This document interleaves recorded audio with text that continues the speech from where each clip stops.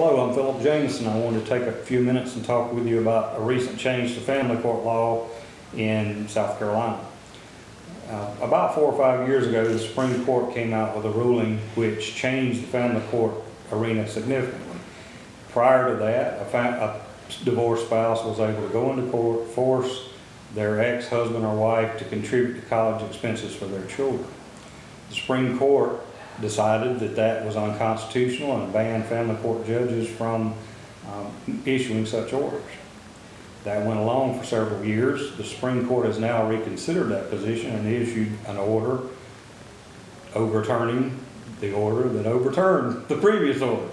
It's now possible in South Carolina for a divorced spouse to force their ex-husband or wife to contribute to college expenses for their children. Now, your kids do have to meet some pretty specific criteria in order to be eligible for this. They have to be enrolled in an accredited university. They have to be making progress on their degree. They have to show that they have the academic ability to do well in school and complete their degree. And they have to have applied for any means of paying for school outside of seeking help from their parents. And that's things like grants, scholarships, loans, and etc.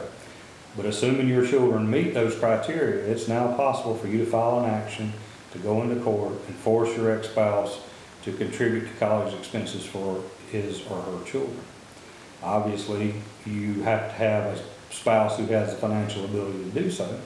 But if you have that and your children meet that criteria, we can certainly help you with that issue. We urge you to call us if you have questions about this or any other family court issue.